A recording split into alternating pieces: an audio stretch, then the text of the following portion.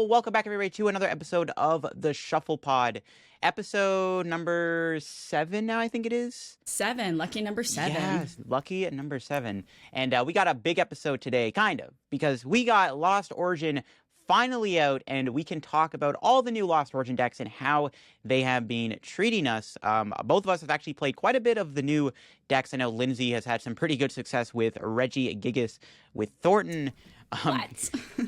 Getting second place in that Professor Poke tournament the other night. And I've been playing a lot of the Lost Orange decks on my live stream. And I think it's pretty good to kind of talk about all the different decks. And even we can maybe talk about some of the meta. Because I know people have been hosting their Lost Origin tournaments on Limitless to kind of get a feel for the meta, especially heading into Peoria. So I think it'd be a good kind of talk to see what kind of the Lost Origin meta looks like. What is the best deck out of Lost Origin? Because there actually are a few decks right now that are actually catching some people off guard with how good they actually are. But of course, before we get into all of that, I think it's time to do our little weekly roundup. So Lindsay, how has your week been? Oh, goodness. My week has just been wonderful. With it being the Labor Day week, I had the Monday off. I worked Tuesday, and then I had requested off Wednesday through Friday ahead of time. So I had a nice, relaxing week. Didn't get to work that much, which I needed a break. So I definitely needed that break. I'm glad I got it. I'm very well rested mentally and physically. Yeah, and whenever I don't work, because sometimes I just won't work on a Friday depending on like where my day off could fall. Because if we work a weekend shift, we get a day off during the week. And so when that happens, I'm then able to go to locals. So I got to go to locals last night, which I always love doing. My locals are so much fun. My locals are good. They're good. And like, I told them like, oh, we're recording the podcast today. So like locals, if you're listening, you know who you are. But it was good. I ended up getting a booster box of Lost Origin and an ETB. So I usually pull absolutely nothing out of ETBs, right? Like I'm pretty sure like you Pokemon got a bunch of don't right? lie, right? Yeah, like come on, like don't lie. Like do you put bad packs in there? Because there's nothing ever good out of ETBs, but I like collecting them so they can sit on my shelf and never do anything with them ever again. So I like having an ETB of each set. And so I got a booster box and a ETB, and also got 5 packs of Lost Origin from doing well at locals. And then I also had half of Evolving Skies box, right? So like we have lots of stuff. Right. I'd half of a Evolving Skies box because from the team challenge qualifier prizing we got, me and another one of the teammates were splitting a box of Evolving Skies. So I met him there and we split it. But out of those Lost Origin packs, I pulled wham bam, thank you ma'am, a gold Giratina V-Star and a gold Hisuian Zorak V-Star. So two gold V-Stars. Cool. That's kind of nice. We got the full art Giratina V. And that's not even, like I posted it on Twitter. I had so many pulls. And then out of the Evolving Skies pack, I pulled a alternate art Glaceon VMAX. Look at yours. You got one too. Ah! Twins. Matching. We're twins. I didn't realize how expensive these cards are, like how expensive all the Evolution VMAX alt arts are. I was like, oh, cool. Maybe it's like, I mean, I'm a collector too, right? So like, I'm not really looking to sell it. But oh yeah, you got them all there. I love this art, but I didn't realize how expensive these Evolution cards are. Like when I looked it up, valuable. I think this was like $150. I was like, oh my God, it's crazy. So I had some pretty hot pulls from that. So that was really, really exciting. And So that was fun. That was fun. I played Reggie Gigas at locals. The same. I know. Who am I? Last week I was talking about how much I hated Reggie. And how Keep your minds open, people. Keep your minds open. Keep your hearts open, because sometimes things change. You might like something you never thought you would have liked, like Reggie Gigas. But I think the gift energy is what really, we'll talk a little bit more about that later, but I think the gift energy was really what did it for me. Plus, like, the amazing rare Yveltal, like, it, Marquel, if you're listening, I'm so sorry. I had to Amazing Destruction you not once but twice. So sorry. Dang. So sorry about it. But like it was fun. It was fun. So that was pretty much my week. Yeah. What about you? How was your week? What have you been up to? So my week's been pretty decent. What was it? Monday. So the last Monday, I went to a midnight pre-release for Lost Origin at my local league, and it was pretty sick. So it was like the Sunday night. I arrived there around midnight. I got fourth in line to pick up product because a lot of the people from my league were going there that night because they wanted to get all the new cards, like all the Mirage Gates, get all the product. And I must have got over 100 packs. Like I spent a lot of money that night. I feel pretty bad. I bought like a booster box. I bought 2 ETBs. I bought like 30 packs. Yeah, I was like just blowing money that night because I was just like, I just want to open up Lost Origin. I couldn't control myself. But surprisingly, no one there got the altered Giratina, which was kind of crazy. A lot of people were buying packs. Like, there's like a big group of people that like, because you're allowed to buy like 6 packs of like the, the we call them sleeves. You know, they're in like the little like the packs are in like that little like case thing. They have like that like wrap around it. They got like that protective like cardboard wrap. Yeah, you can buy 6 of them for like a deal at my league. So people were just like buying those in like bulk. People were like buying like whatever like 12 times 5 is. They were just buying like a ton of them. And 60. Nobody got the altered Giratina. Yeah, 60. Yeah, my math's just, all over the place. But yeah, it was like people were buying like 60 packs at once and no one was pulling the altered Giratina. Feels bad. But yeah, I bought a ton of packs of Lost Origin. Funny enough, I had like 7 pre-release kits and the ETB and 6 packs of those sleeves, and I didn't get a single Mirage Gate. And when I got the booster box, I pulled 5 Mirage Gates out of the booster box. So like it was kind of crazy. I had like all those packs before, not a single one, and then I got a box and I get 5 of them, which was I guess good because I needed a playset. And then the next pull day, rates haven't been great. No, yeah, the pull rates are kind of bad, I feel like. But then the next day, there was a tournament going on there too. My local league organizer was hosting a tournament. Shout out to Manta Trading. They do sponsor Pokex Word. They were hosting another tournament, and it was Lost Origin legal. So for those of you who were able to get early Lost Origin cards somehow, you could compete in the tournament with Lost Origin cards. So I ended up playing Hisuian, Zorak, V-Star, Gengar. I went 3-3. I hit a lot of Palkia, which is unfortunate because I think the deck has a bad Palkia matchup. Well, not bad, but it's like not favored, obviously. Got to figure it out, yeah. Yeah. But I got a feel for the deck, and I think the deck's actually pretty good. And I ended up going 3-3. I think the deck that won the tournament was like a tie between Arceus Flying Pikachu, Aegislash VMAX, and I think the second place deck was, Giratina V-Star with the Lost World engine. So those were the 2 decks I got second. And the other 2 decks in top 4, no surprise to anybody, were both Palkia decks. But that was the top 4 at the tournament, and I didn't do as good. I mean, 3-3 is okay. I did beat a Palkia. I think I beat Palkia, Arceus, Goodra, and then I beat the Charizard Cramorant deck, like the single prize box deck. And then I lost to Goodra, and then I lost to 2 Palkia decks. Both Palkia losses were just due to like bad luck, though. The one game I whiffed the double turbo energy, and then the other game I whiffed the I just dead drew completely, which is unfortunate because my opponent also was dead drawing. So like I had the chance to make a comeback, but I just unfortunately couldn't draw anything. And then the Goodra matchup was extremely close. My opponent was able to Mirage Gate a Radiant Greninja and just take 2 prizes. But I got a feel for Zork. I got a feel for Zork. I like Zork quite a bit. I think it has a lot of potential, and we will obviously talk about Zork a little bit later on the podcast. I did do one other thing this week, which was kind of like a nostalgia reason. So now that school is back up and kind of we're back to like, I guess like normal, like people like, school's like fully open, everyone's back on campus. I hadn't been to my college in over 2.5 years pretty much, since March 2020. Because my my final semester got cut short because of COVID. And I really wanted to go back to my college to kind of relive some nostalgia because I never really got that closure at my college because like it got cut short and I couldn't really go on the campus because of the pandemic. So I went there when on like the first day of school, when everyone was back going to school. I just kind of wanted to get that feel for like that like first day of school feel, even though I'm not actually going to school. I just wanted to go because I actually live like literally 5 minutes from my college. It's literally down the road. I could just walk there. So I ended up going there for like a few hours, just walked around, listened to music.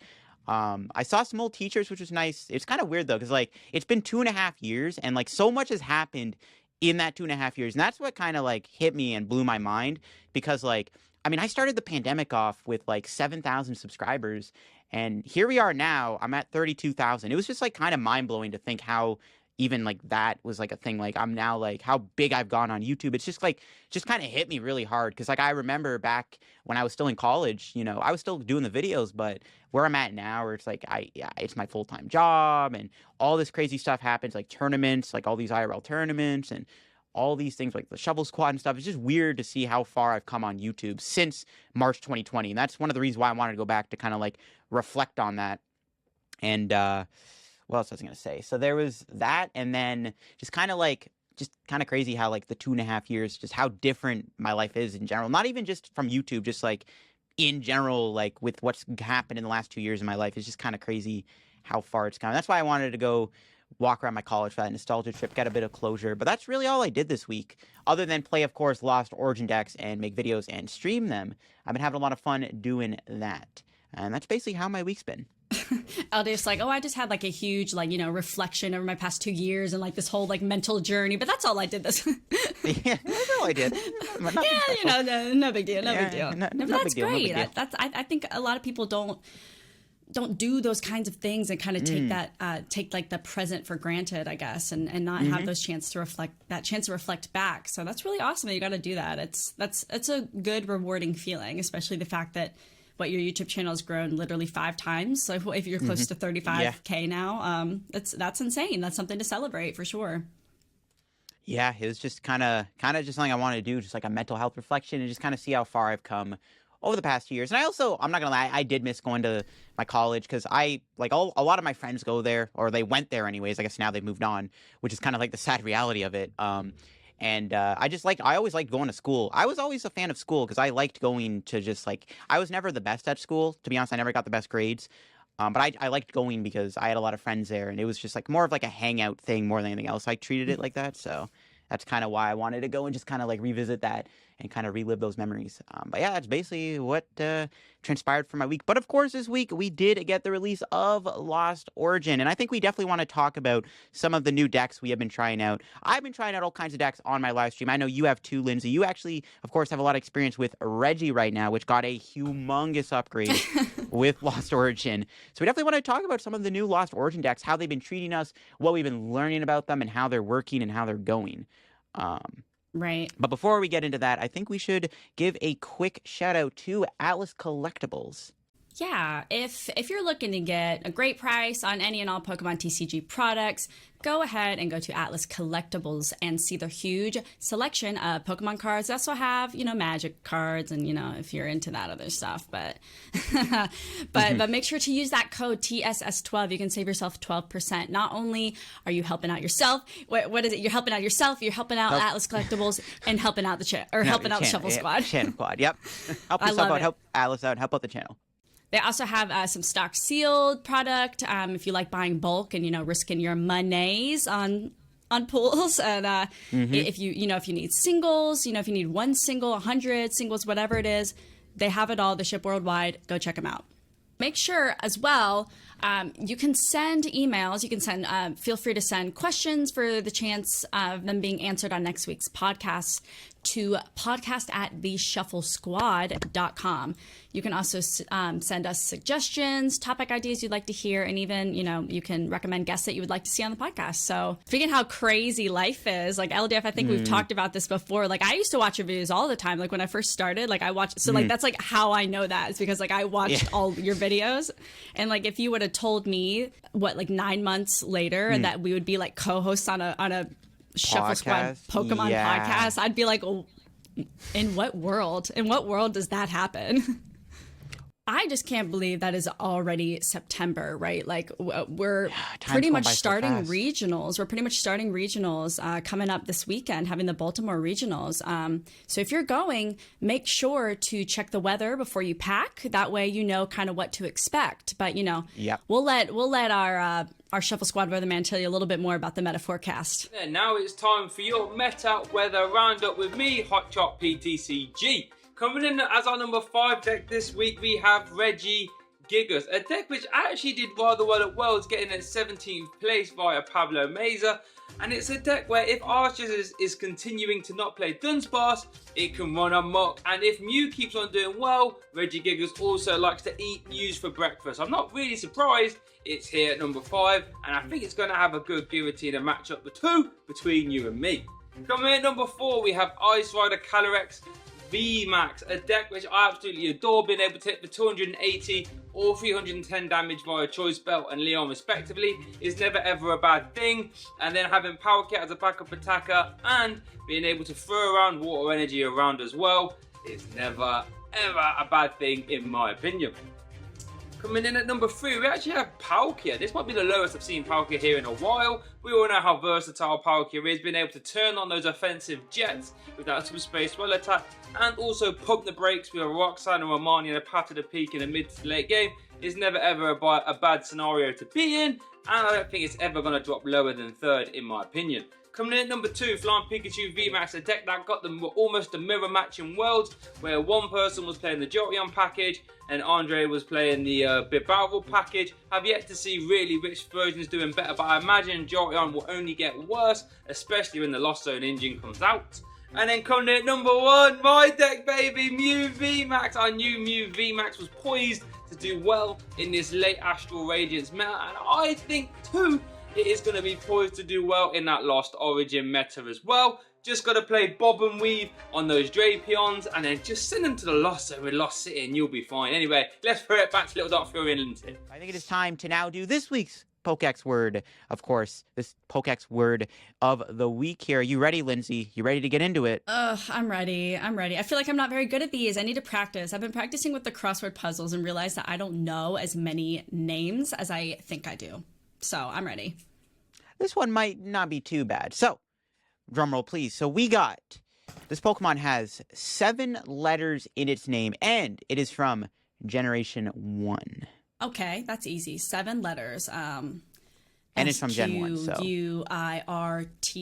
That's 8. I'm just gonna look at my Funko Pops behind me. It's Ponytails. Ooh, good idea. 1, 2, 3, good 4, idea. 5, 6. Nope. Dragonite. That's 9. Mewtwo 6. Ooh, what about Flareon? It is not Flareon, unfortunately. Let's look at cheating by looking at my Funko Pops. Funko Pops. But I will say this. It is indeed a fighting type Pokemon. Fighting type. Is it Mankey? Nope, it is not Mankey. Is that even 7 letters? Mankey. That's 6. 6. That's 6. Okay. That's 6. I'll give you one more guess before I give you another hint. One more guess. That's also 6. Cubone is 6. Machamp.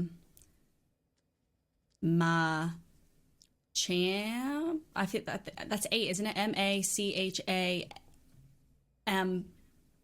Is it Machamp? It is Machamp. You are correct. You are correct. Machamp is the Pokemon. Lindsay. Its Pokedex entry states, using its heavy muscles, it throws powerful punches that can send the victim clear over the horizon. That is kind of insane. I can just imagine Machamp coming at you like, boom, and just punches you into next week. Yeah, that's kind of a funny description. Yeah, that's like the how the Team Rocket always ridiculously just Team flies Rocket's off blasting off again. Yeah. I think there is an episode. Yeah, I think there's an episode too where Machamp does that. There has to be an episode where he does that. Oh my gosh. Oh man. First one to post it on Twitter. First one to post whichever episode that it is, if there is one. Whoever knows, post it on Twitter with use the hashtag guess that Pokemon. There's got to be an episode out there. There's no way there's not. That's too good. That's too good of a description of Team Rocket. I could imagine them trying to steal the Machamp and they're like big Meowth hot air balloon, or they have some giant robot something that tries to steal the Machamp, and then Machamp just comes in and just punches them into the stars, and they're just like, Team Rocket's blasting off again. And then right. Yeah. So they're definitely out there. But yeah, if you want to definitely play some of these Pokex, definitely go check out their website. They're a lot of fun to play, and they can help kind of, I guess, like test your knowledge of Pokemon, which is pretty relevant sometimes. It can help sometimes, maybe when you just want to like do something, and it's good like brain exercises too, which is always good. So definitely make sure to go check out Pokex Word down below, and go follow them on Twitter, because once again, they like doing a lot of giveaways on Twitter, and you definitely do not want to miss out on that if you're in the ballpark for getting some codes. Who doesn't like, free codes? Who doesn't like free giveaways? Go check them out. Exactly. Go follow. Pokex Word, the best place to get your fill of Pokemon-inspired puzzles. New puzzles are posted every day, and they recently launched a new Guess That Pokemon puzzle, which is a ton of fun to play. Go check them out at pokexword.com, and be sure to follow them on Twitter for your chance to win a ton of PTCGO codes every month.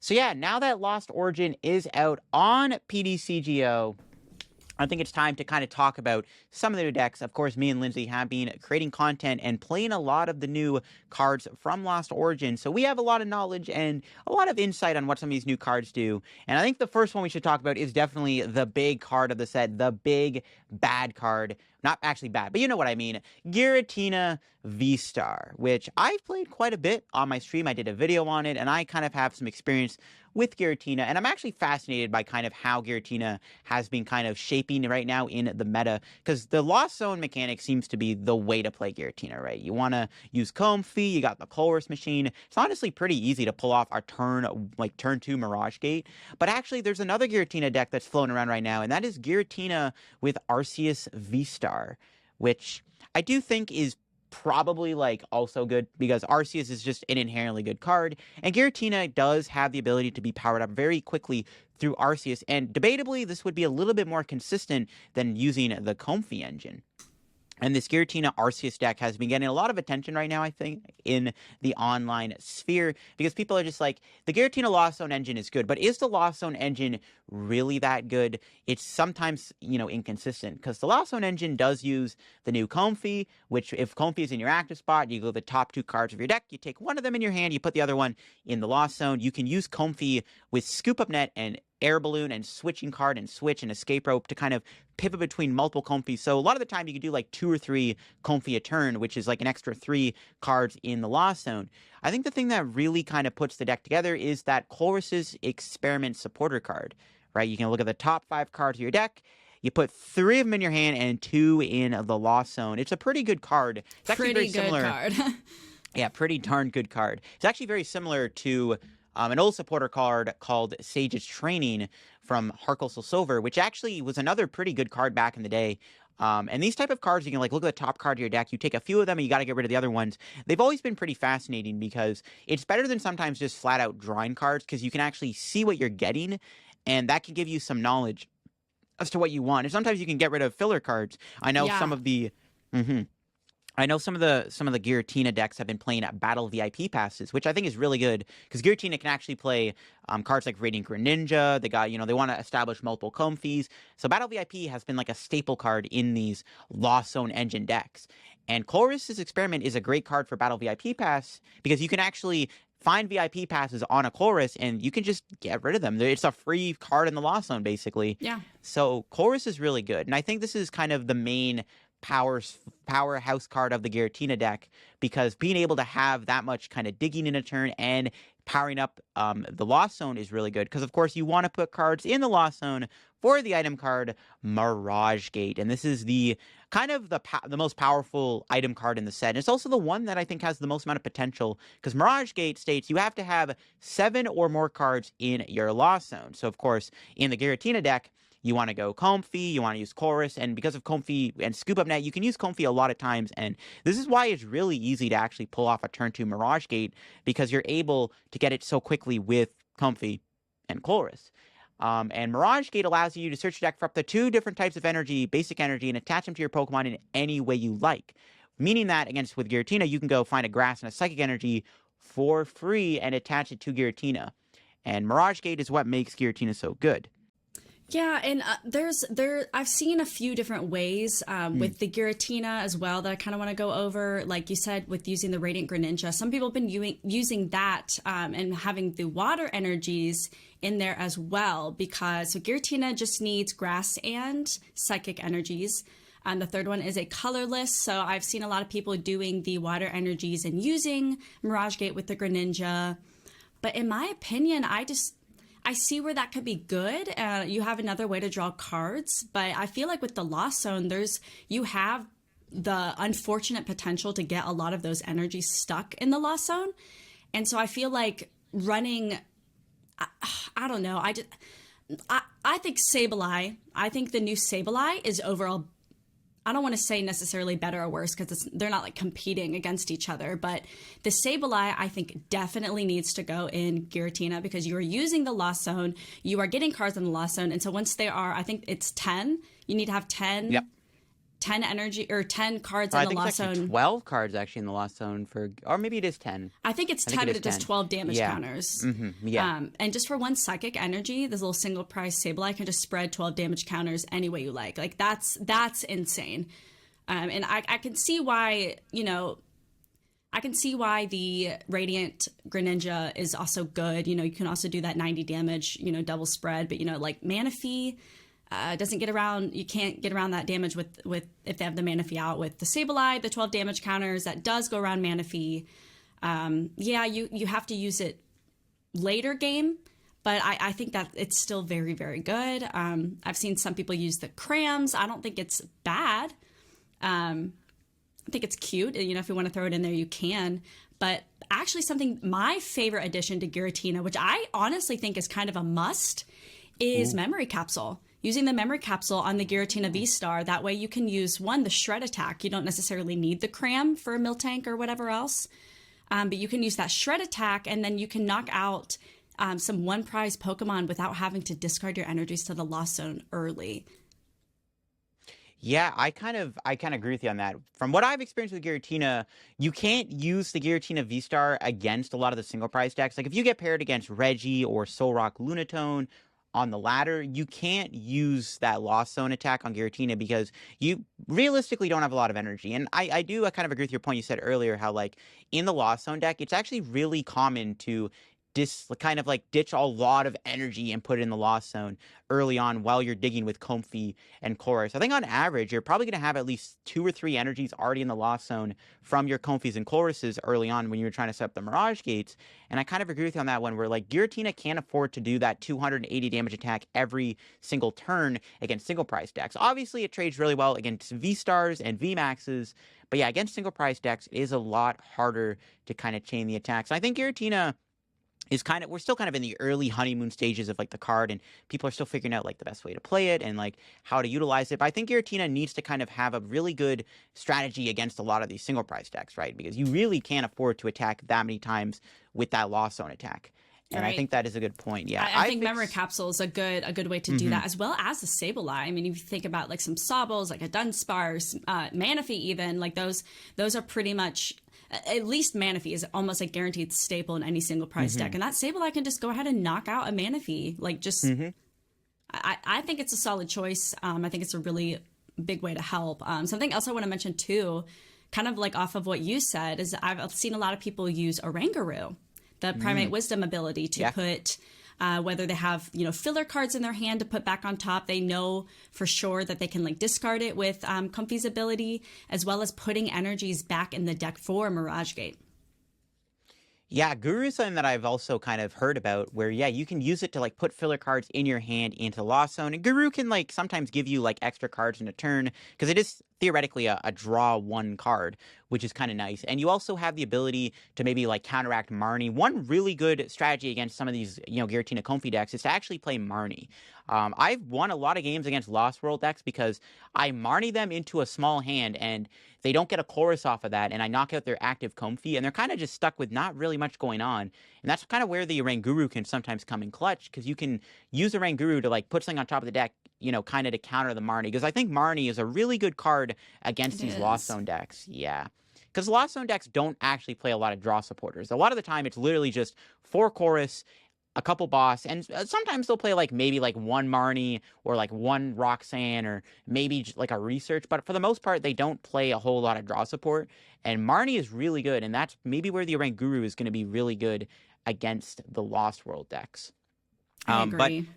I think another thing that Lost World decks have to kind of start accounting for nowadays is going to be Empoleon V. Empoleon V, I have seen pop up a lot now because Empoleon is really good right now against a lot of decks, not just the Lost Zone decks and obviously like the other decks like Reggie, which is also just really good right now, and Lunarocks, but Empoleon is just really good against a lot of big basics. There's a lot of basics right now that it can shut off. I mean, it's shutting off stuff like Comfey, Regigigas, Solrock, it's shutting off Cramorant even.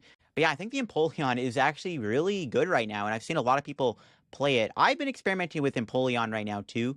I have a really cool deck built IRL that I'm planning to bring to my league in a couple weeks when I get back from Baltimore. And I have some cool concepts with Empoleon. I think Empoleon is something that you definitely have to kind of have a counter for now, because I think it's going to pop up a lot more. I think most Palkia lists are also going to start playing one Empoleon in their deck. It's just that good of a card right now. And with all the decks that utilize basic abilities, Empoleon is like just really, really good. And I think the Lost Zone deck has to have some kind of way to counter Empoleon, because Palkia, because of the amount of power it has with Irida, Bucket, Greninja, Inteleon, Drizzle, it's really easy for them to find Empoleon and put in the active spot on like the first or second turn. So I think the Lost Zone engine decks have to have a way to counter Empoleon. Palkia, in my opinion, is still the best deck going into this format. Palkia is still the deck to beat. And Palkia is going to start playing Empoleon now, and it's going to be very bad for Lost Zone decks. And I think Lost Zone decks have to kind of find a good way to counter Empoleon consistently. I mean, you do have cards like Escape Rope, you can play Boss, but I feel like there has to be a better foundation to stop the Empoleon. Path to the Peak. Yeah, Path works. You could try out Path in the Lost Zone decks. You just really need to find a way to shut off Empoleon, because I think Empoleon is a very good card right now. And with Palkia still being the best deck, I think Palkia is going to start playing the Empoleon now, and it's just going to make it really hard for Lost Zone decks to work, because without Comfey's ability, you're really slow, and you're not going to be able to pull off a Mirage Gate quick enough. And by that point, the Palkia deck might have already just kind of set up a kind of a good enough board state where you realistically can't win the game. So I think you definitely got to respect Empoleon. And yeah, there's somebody at my locals who was testing out Giratina last night with the Leafeon V from Evolving Skies. And even with Empoleon out, you're still able to use the Greening Cells ability and just go ahead and attach a Grass Energy from your deck to Giratina. It's really, really good, especially if you go first, because it does end your turn.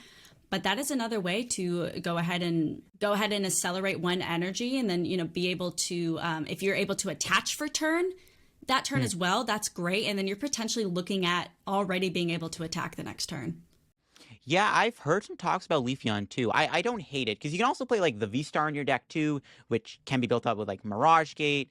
And you maybe sometimes get Leafeon's V-Star power if sometimes you don't use Giratina. Because there's actually a lot of people right now respecting Giratina's V-Star power. There's actually quite a few counters to Giratina. Some water decks have actually incorporating but they've incorporated Wash Energy in their decks, which allows you to basically be protected from Giratina's V-Star power. And they've also been playing cards like Big Parasol. There's the new Snorlax, which I've actually seen a lot of hype for. Snorlax has the ability where it can't be affected by effects of attacks, meaning that Giratina cannot instantly KO the Snorlax with its V-Star power.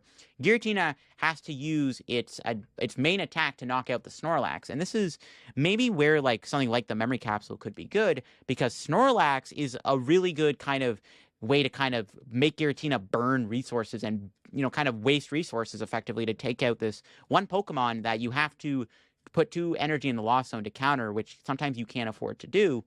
And yeah, that's why that Memory Capsule build might actually be the way to go. I think it needs one. I think it needs one. Right. I do really think it needs one. Yeah, I think Giratina definitely has to have some kind of secondary attacking option that kind of helps you against some of these more harder walls like Snorlax or Parasol or that Wash Energy that's been catching a bit of popularity right now. Right. So I think Giratina's got the fundamentals to be good. I think with all the things we listed, with all the counters to Tina's V-Star power, the Empoleon, the Marnies, I think you definitely have to kind of make sure that your Giratina deck can handle all these measures that people are going to take now to kind of counter the Giratina deck. Oh, Goodra V-Star. I'm not sure how I feel about it, to be honest with you. I feel like everyone's hyping it up and everyone's like praising it, but I'm just not. I'm half and half. I feel like it's not. if you get Fantina going, it's basically impossible to win. Like, it's basically impossible to, like, knock out that Goodra. But, like, I mean, a gusting card can reset it. I mean, like, you know, if you don't have a big parasol on Goodra, Star Requiem can just knock it out. Amazing Rare Yveltal can just knock it out. So, like, but I will say, once you get Fantina rolling, preventing 120 damage from Pokemon V, as well as the 80 damage with preventing 80 damage with the attack as well. I mean, preventing 200 damage is, you know, not bad. I will say it's not Definitely bad. not bad. Definitely not bad. I haven't played Goodra yet myself, but I have played against it, and it is a bit of a scary deck. It obviously, most Goodra lists kind of play the same Lost Zone engine that we just talked about, and when they get that like Goodra going early, it is scary, because one way you can beat Goodra is if you can maybe knock out those Goodra Vs before they evolve, or even getting hits into the Goodra V Star before it evolves. Like, trapping Goodra V Star in the active can be a decent strategy, because you either make them waste their V Star power, or you just get like a free hit on them, and if they don't V-Star power, then you can just like KO them and kind of take prizes that way. Because the Goodra deck is scary. I mean, they have a lot of resources. They can also utilize Radiant Greninja, and they can use the Mirage Gate Water Energy combo that I think is pretty deadly right now. Yeah. So I think that whole water combo with the Radiant Greninja works a lot better in Goodra than it does in Giratina, and that is just my opinion. That's just my opinion. I originally thought that it would be better with Radiant Gardevoir, but I feel like some of the extra draw support is really, really nice, because that isn't stopped by Empoleon. You can still have that draw support even against Empoleon, because Greninja does have a rule box. But the Gardevoir, I mean, we're preventing 20 damage only from Vs as well. And I feel like that on top of Fantina, just preventing the damage from the Vs, is it really going to do much? If it was 30, maybe, because then we can maybe cancel out that choice belt. But just preventing the 20, I feel like doesn't do as much as I wanted it to. So I do like the Greninja build with, you know, using the Mirage Gates, and kind of like going more that way is a little bit better for Goodra. Yeah. Yeah, I agree. I'm torn on the Gardevoir too, because I think Gardevoir is interesting. It's definitely good, but I feel like Greninja is just always better, especially when you have the ability to attack with it. If the opponent doesn't, you know, predict the Moonlight Shuriken, or they don't have the mana fee, then Greninja can be very punishing. And I literally lost the game to Goodra because of the Greninja. I prized my mana fee, and I didn't have anything to do against the Greninja. I had 2 heavily damaged Zorak V-Stars, and I'm like, well, if you just have the way to attack a Greninja, I just lose. And in the Goodra deck, it's easy for them to have that, because they have access to, you know, the water energies in a pretty high amount. Because in the Giratina deck, you have to play like 2 or 3 waters, and you got to find them at the right moment. You obviously can play Training Court to get them out of the discard if you get rid of them early on, but in the Goodra deck, it's really easy to have the water energy in your hand, so it's even easier for Greninja to come out of nowhere with those surprise Moonlight Shuriken plays, and Goodra's one of the decks that can respect it. But I do kind of agree with you on like some of the Goodra's like harder matchups. I think it has a really tough Giratina matchup.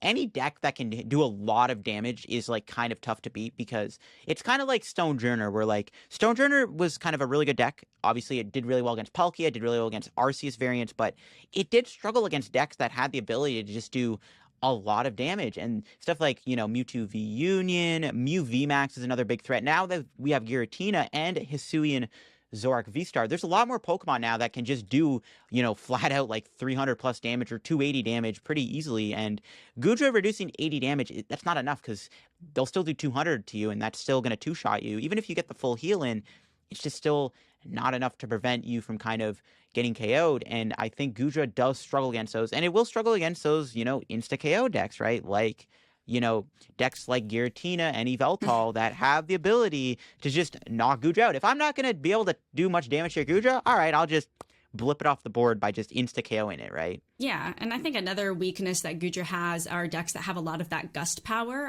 like especially with Palkia using their cross switchers, escape robot, like all that stuff, you know, just simply resetting that Goodra out of the active, it just kind of, you know, I think it gets rid of... I know it gets rid of the 80 for sure. I'm not sure if it resets Fantina. I would have to read Fantina's text a little bit closer. During your opponent's next turn, all of your Pokemon. Okay, yeah. So you can at least reset the 80 damage, so you're like, you're doing 120 less damage. You can always try to get away like that, get around like that. Yeah, but they can do those gust combos when you don't have the Pantene activated, and that's where things get kind of sketchy. Right. Yeah, Goodra's interesting, though. I think it does kind of fill in that hole in the format that, like, Stonejourner kind of had. And I don't know if Stonejourner is still good in Lost Origin, but Goodra might just be better than Stonejourner because it kind of does what Stonejourner does in one kind of swing. Stonejourner heals and then attacks, where Goodra kind of tanks and then attacks. But one other Goodra deck I've seen is actually Arceus Goodra. It feels like Arceus is just that good of a card.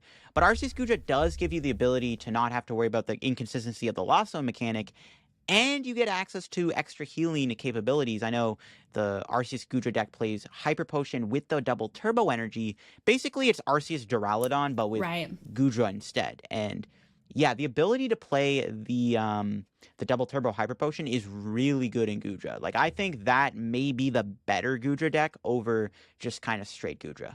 Right, because then you get to use, Starbirth and search for whatever 2 cards you want. And while Moisture Star, well, that's like an alright ability. Like, you can heal with basically no punishment other than the fact that you use your V-Star ability.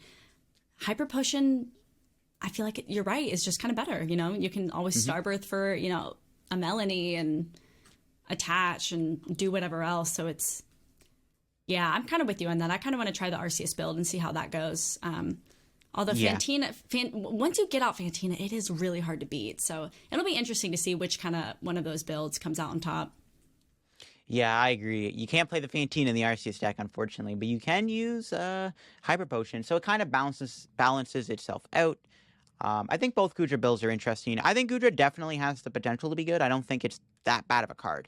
But another V-Star we can talk about is actually Hisuian Zorak V-Star. I know this card has been getting a little bit of attention, actually. So Zork was kind of like the card people were like skeptical about. People are skeptical about it because it's like, is it really that good? It feels a little too like reliant on like all these different, kind of things have to go right your way. But the deck's been doing well online, and people have been actually saying that, hey, you know what? It ain't as bad as we thought it would be. It's not the Reshiram and Zekrom of the set. It's not the Rayquaza VMAX of the set. It's actually, a pretty solid card. Of course, with a full board of Pokemon with damage on them, Zork's attack does 50 damage for each of your Pokemon with damage on it. If you have 6 Pokemon in play, that is 300 damage.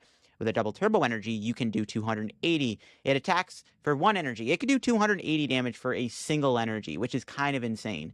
You also get access to Gengar and Gapejaw Bog and Damage Pump. So it's actually really easy to get everything damaged. Damage Pump is insane because you can go Gengar, Damage Pump to 2 Pokemon, and immediately right there, that's a plus 150 damage. So Zorak's been looking pretty good.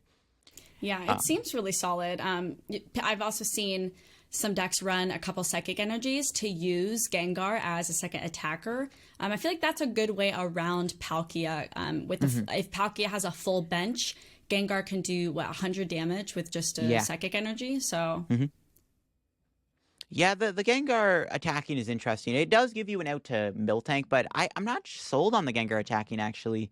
When I played the deck to the tournament, I was also playing the Psychic Energy build, but the Gengar never attacked. Even against the one single prize deck I played against, the Cramorant Charizard deck, I didn't use the Gengar once to attack. Like, I think the Psychics, the only benefit you get is that you can combine the Psychic Energy against Duraludon, because you don't play Path, and Duraludon you can't attack, right? So maybe the Psychic Energy could be good for like the Duraludon matchup, where you can just go attach 2 Psychics. But what I think against Palkia, it's really, really good because you obviously like. Zorak is not that good against Palkia, so the way I'm viewing it is you don't really fill up your bench that much. So Zorak's not doing that much damage, but you at least get 100 chipped off with the Gengar, and then the Gengar is going to get return knocked out, goes in the discard pile, but then you use the ability to put it back on the bench, add another damage counter, and hopefully by that point you have enough cards to be able to knock out the Palkia at that point. Yeah, that is true. What I found against the Palkia matchup, when I played against in the tournament, because in the tournament I played against 3 Palkia decks. Palkia's like, I feel like whoever gets the first 2 prize knockout usually wins. That's kind of how I play the matchup with Zork, is like, I just try to go gung ho, and I'm like, okay, I'm gonna get the first 2 prize knockout, and I'm gonna win the game because I did that. And it worked in the first game. The second game, I mean, the 2 other games are just, I got unlucky. Like, I whiffed an energy to attack, and also I bricked in the other game. But I think that against Palkia, if you can take that first 2 prize KO, usually you're fine to win the game. Now, the cool thing with Zorak is how aggressive it is. Now, Zorak has its V-Star power. Its V-Star power is literally Professor's Research. It's literally a discard your hand, draw 7. So, in a lot of matches, you can actually use Zorak's V-Star power with Research to draw 14 cards in a turn, or you can use its V-Star power instead of playing a Marnie or Research to then try to find a boss's order. And that's where it gets really good. If going first with Zorak V-Star, if you get a good enough setup, it's very possible to go Zorak's V-Star power plus maybe like a Crobat, and it's very easy to find the boss's order to knock out the V Pokemon because you're able to use your V-Star power as your draw supporter and then find the boss to KO a V on the bench. And that's something that I've been really enjoying with Zorak, is the ability to do that. And also the ability to discard your hand, draw 7 cards combined with Research and Marnie and Crobat does make it really easy to kind of dig through your deck if you're really looking for that double turbo energy. Because I've seen some lists play Trekking Shoes, some lists play Energy Lotto, and people just really like, okay, Zorak has to find the double turbo energy, and there's a possibility you prize one, you'll only have 3 in your deck, it's harder to find, and that's where, kind of the ability to do the V-Star power on top of the extra draw comes in clutch, because it makes it really easy to dig through your deck in a turn to find that double turbo energy. Very true. Very true. Yeah, so I think Zorak's got potential. We'll have to see where it goes. It does feel like maybe like the best like super aggressive deck. Kind of like, it reminds me a bit of Dialga, where it's kind of like one of those things where like you go really fast, and you take like the big KO really quickly. It's kind of like Turbo Dialga in a sense. Kind of. It's the way I look at it. It's like similar to Turbo Dialga. So we'll see. Zorak could be the new like hyper aggressive deck of the format.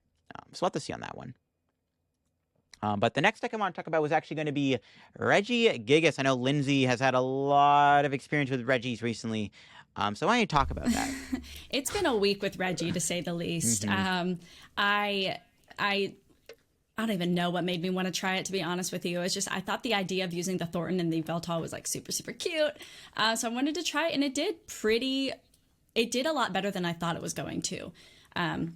So basically, the whole idea is getting Yveltal in the discard pile, having all your little Reggies out, being able to Ancient Wisdom, either to one that already has an energy attached to it. It realistically does kind of need to be like an Aurora Energy or a Twin Energy that's already attached, or you already have it in hand.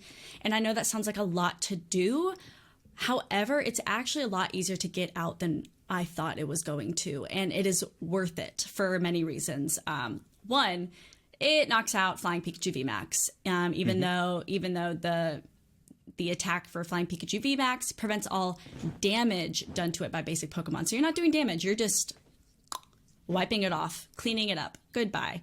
So I was able to get that in an online tournament, which was super, super hype. I didn't know if it was going to work at first, just because, like, I don't know. I feel like I'm super paranoid about that. I'm like, what if it doesn't work? What if it, like, but in theory it should. You're not doing damage. You're just knocking out.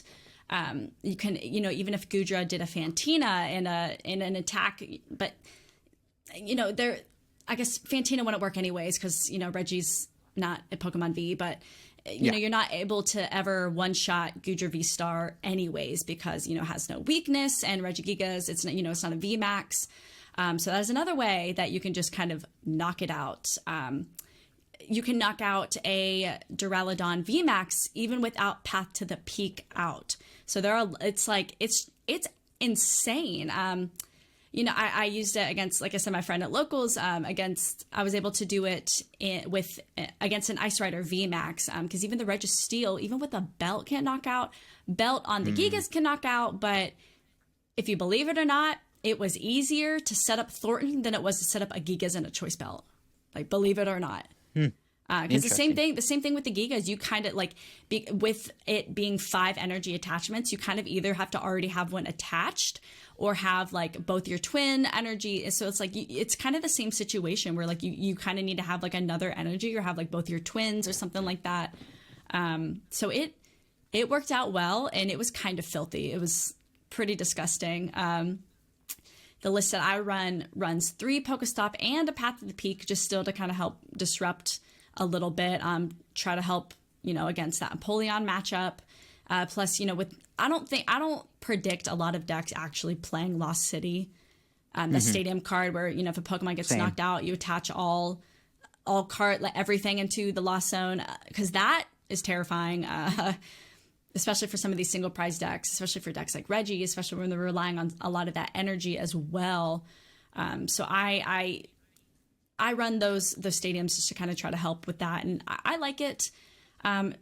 Another thing with Thornton too is that I've been able to use it if I have two of a type of Reggie in the discard pile, and I have like an extra one in my hand. You can bench that duplicate that you have and use Thornton to get the one out of the discard pile already onto the bench. I think the big problem, which I feel like everyone who plays Reggie can agree, and I think Mahone even said it last week, you just have your O-Rods in your hand all at the same freaking time, right? Yeah, and you never they're always all there, and you never have a way to get another Pokemon after you O-Rod it. So like you're O-Rodding these Pokemon back in, but then you don't have a way to get them onto your bench.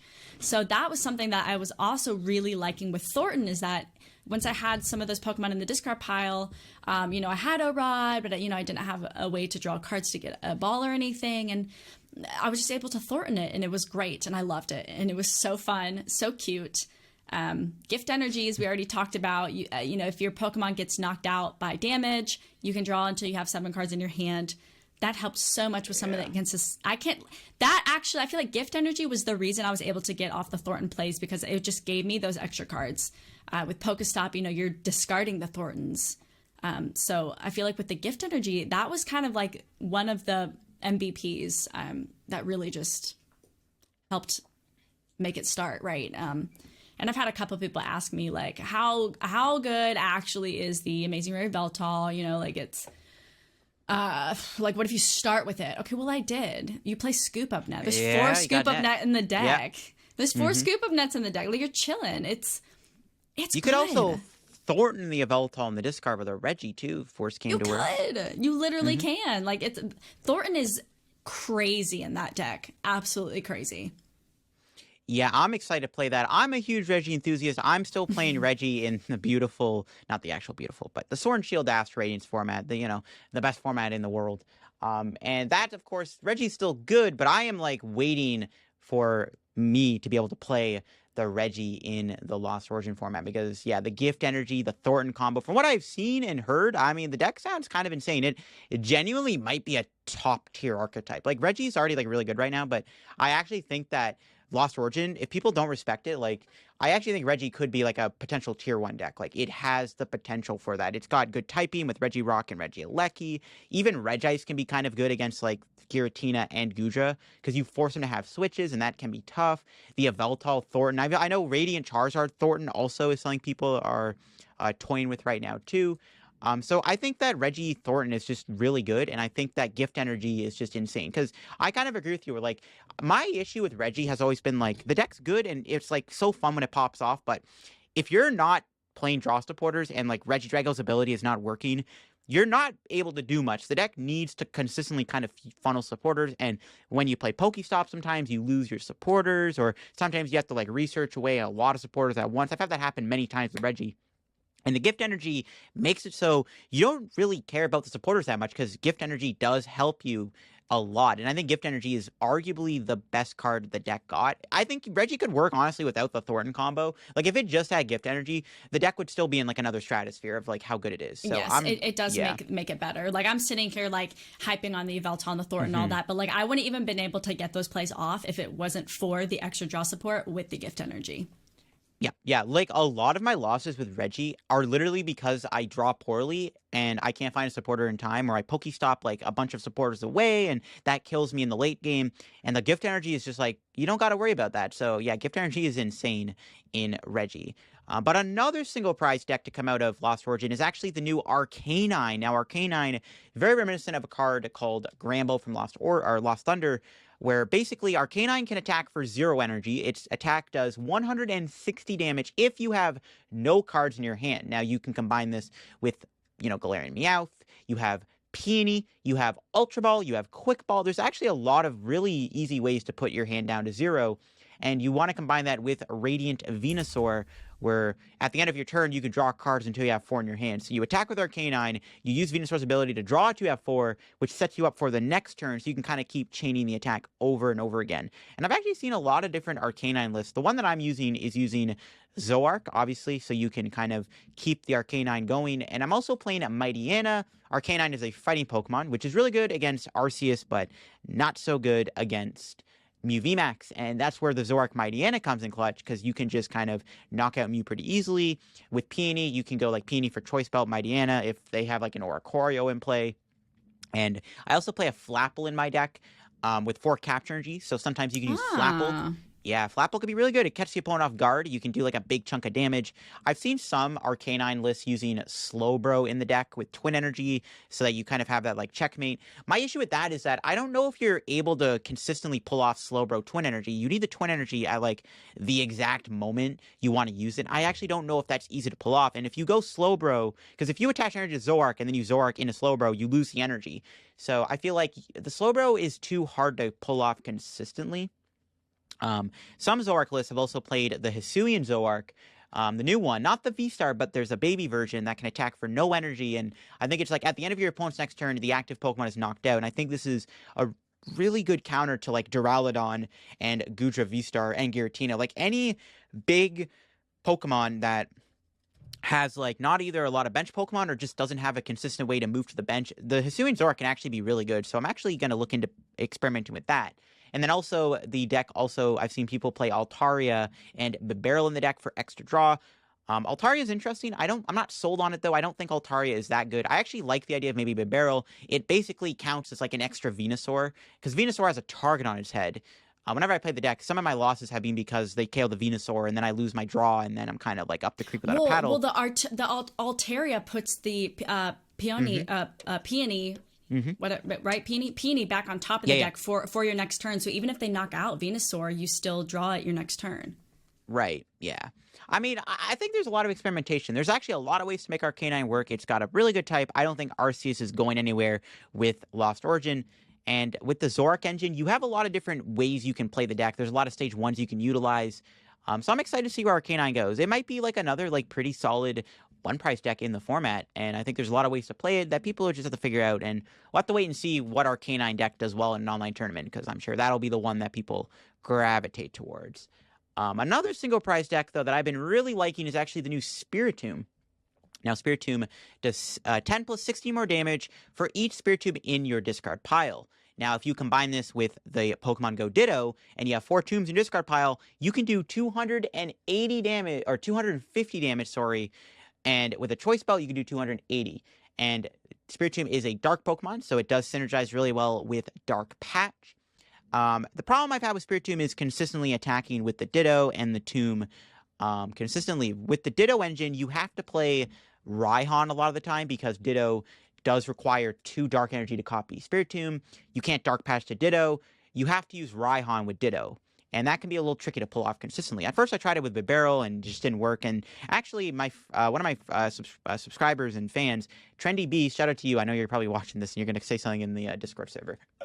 Trendy recommended this really cool Spiritomb deck using Pokestop and Cinccino with Cross Receiver and just 4 Raihan. And basically, it's all relying on the Cinccino Pokestop engine to consistently find you what you need. And immediately, that deck started winning me a lot of games, and it was actually proving to be a really good deck. Pokestop Cinccino with Cross Receiver is actually kind of insane in the Spiritomb deck, because Cross Receiver, you play 2 of them from your hand, you can get a supporter out of your discard, so it makes it even easier to chain the Raihans every single turn. So that deck was immediately doing way better, and I think Spiritomb is a lot of fun to play. I don't think the deck has a good way to beat Pikachu or Empoleon, unfortunately. Well, actually, you can beat Empoleon. You can't beat Pikachu, though.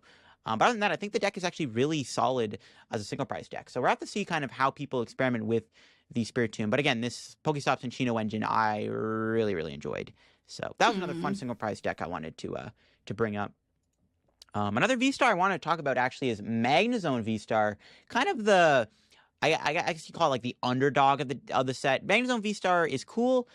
It's a lightning Pokemon, so we have another lightning attacker to work with now to kind of help counter Palkia. Now, Magnezone V-Star for a Lightning and a Double Turbo does 180 damage or 160 with a Double Turbo. And then you can search your deck for up to 2 item cards and reveal them to your opponent and put them into your hand. And basically, you can use this with all kinds of items: Crushing Hammer, Cross Switcher, Cross Receiver. You can use them with tool cards. You can use them with, Pokegear, all that stuff. The way I built it is I've actually used it with Jolteon Memory Capsule. So kind of like a super hard Inteleon Palkia counter type deck, because in Magnezone, you can just go Magnezone for Evolution Incense Memory Capsule with its attack and then just guarantee the Jolteon for the next turn. And as a Lightning deck, it does have a pretty good time against Palkia. And when I tested the deck on stream initially, it's actually doing pretty well, and I was impressed with it. My issue with the deck is it's more of like, it's a type of deck where you have to kind of either go first or you have to not with energy attachments. You have to go attack with Magnezone, and that can be kind of tricky to do. I do play a couple Energy Lotto in the deck, which is really good to help dig for the Double Turbo. Energy Lotto also is searchable with Magnezone's attack, which can come in handy a lot of the time too when you want to build up another Magnezone on the bench. I have Big Charm in the deck to help me a little bit against like some of these big attacks like Giratina and Ice Rider, where they can hit that really high number.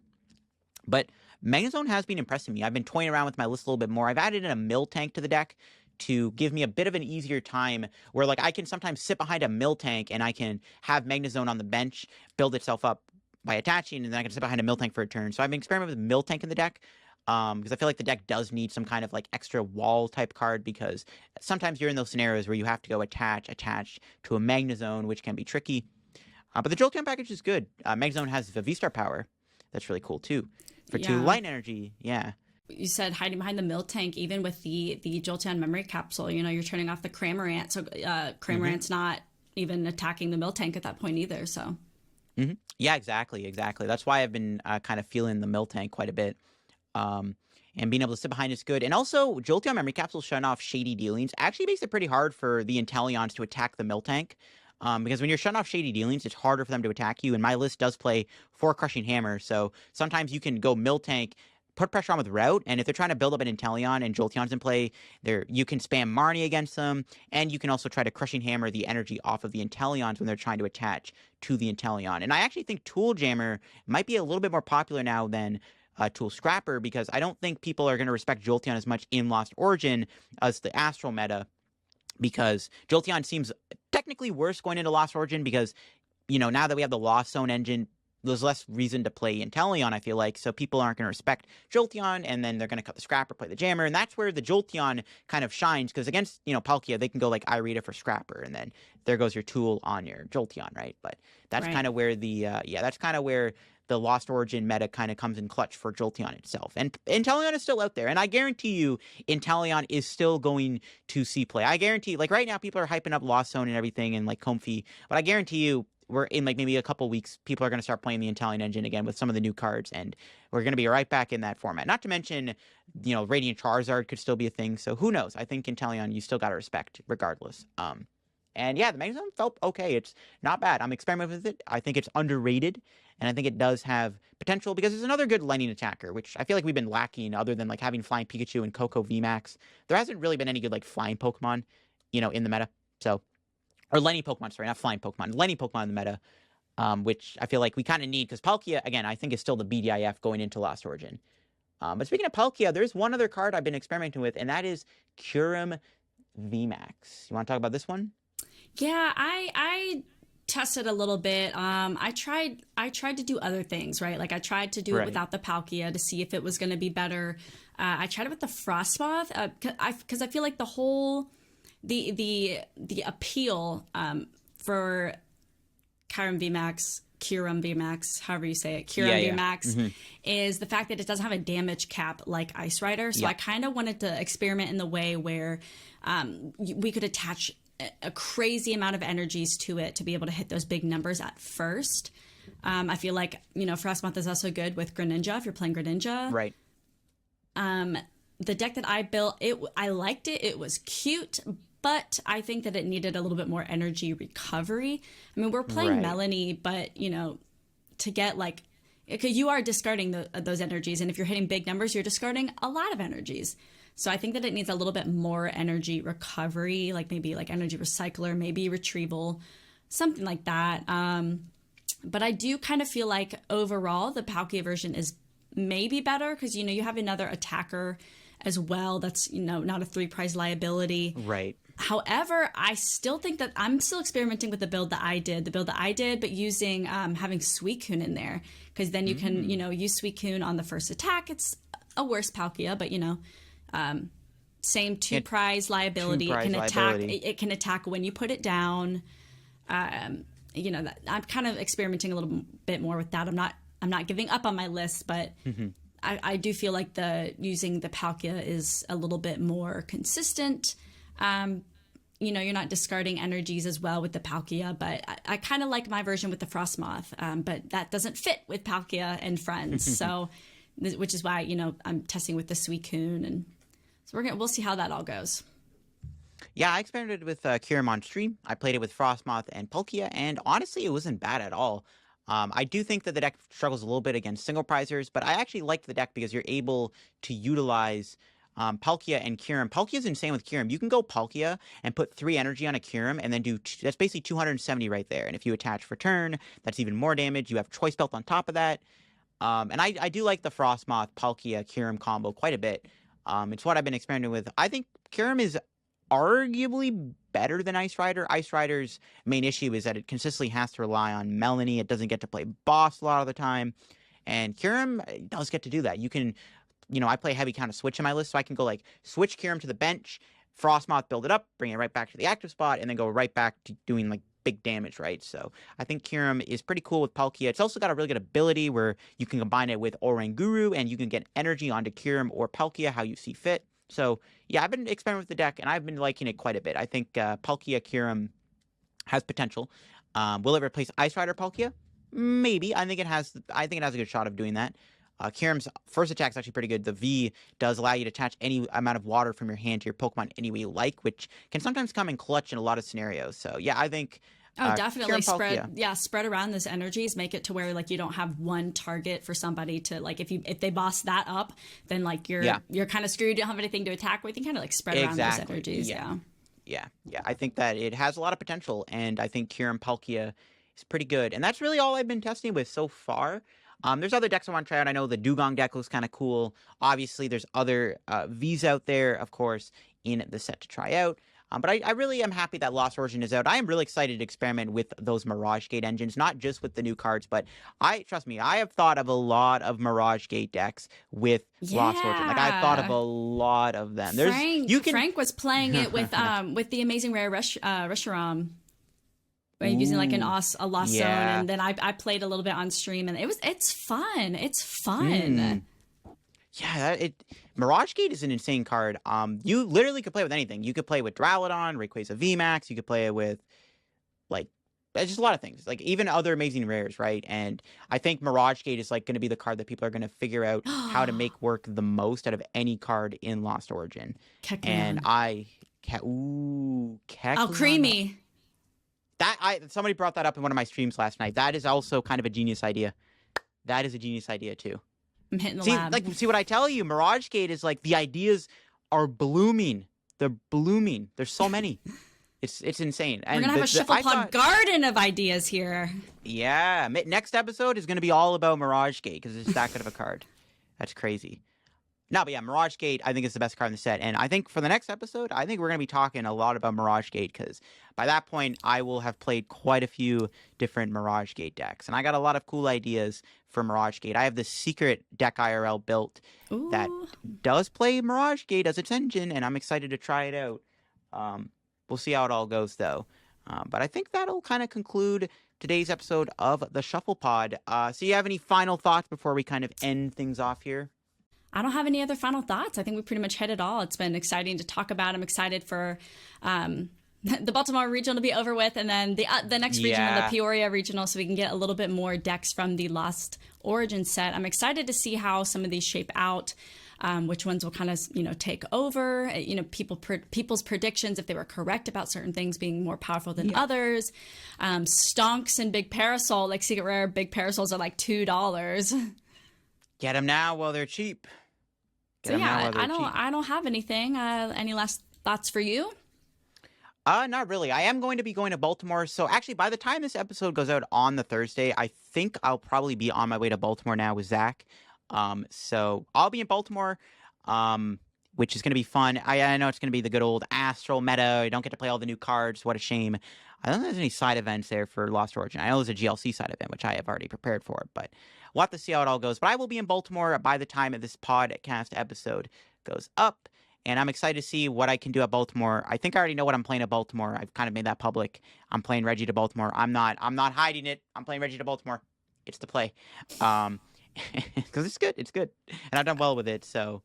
Right. That's really all I have to say for my final thoughts. I think by the time the next episode goes up, we will have a lot more to talk about from Lost Origin, because we will have played more decks. We would have seen even more tournament results of Lost Origins. We'll get to see how the meta evolves even more. So we'll have to see how it all transpires. But I think that'll be it for us today. Thank you for watching this episode of The Shuffle Pod. If you want to watch it on Spotify or Apple Music or wherever you listen to podcasts, it'd be appreciated if you went ahead and maybe gave it a review, a 5-star review or whatever. And that'll be it for us. Until next time. Peace. The Shuffle Squad is proudly sponsored by Atlas Collectibles, the best place to buy any trading card game product online. Visit atlastcg.com and at the checkout screen, make sure to use code TSS12 to save an unbeatable 12% off your entire order. Atlas Collectibles will ship your product anywhere in the world, so make sure you're taking advantage of the 12% savings with TSS12. And if Pokemon is not your thing, don't worry. Go to atlastcg.com and see all the other amazing trading card game products they have there to offer. The Shuffle Squad is partnered with PTCGO Store to provide our community with the best access to Pokemon TCG codes. They have codes available 24/7, instant email delivery, and you can save 5% off by using code TSS5. If you're a YouTube member or Patreon supporter, you'll have access to a special code that gets you 10% off. So what are you waiting for? Use code TSS5 today and save 5% on your next order of codes on any codes available at ptcgostore.com. Pokex Word, the best place to get your fill of Pokemon-inspired puzzles. New puzzles are posted every day, and they recently launched a new Guess That Pokemon puzzle, which is a ton of fun to play. Go check them out at pokexword.com and be sure to follow them on Twitter for your chance to win a ton of PTCGO codes every month. Check out the Late Night Series Season 6, brought to you by myself, Zach Lesage, and the Shuffle Squad. We're going to be running a bunch of sick events for the Pokemon community, and they start on August 30th. So one thing you might be noticing here is that there's an EU time and an NA time. We have one at 12 p.m. Eastern, which works out to about 5 p.m. in London. And then we have one at 7 p.m. Eastern, which should help out a lot of players on the West Coast play in this event. That being said, we still have a lot of cool things going on. Expect similar prizing that we've had for other Late Night Series events. Expect better staffing, expect better tournament experiences, and of course we do have a stream going up for this season as well, and I will be streaming the event on Twitch. That being said, we have the whole season up on the Play Limitless website. Late Night 51 all the way through 70 runs until we hit the Invitational on November 5th. So check that out, sign up today, and support Zach Lesage Events and the Shuffle Squad. See you there.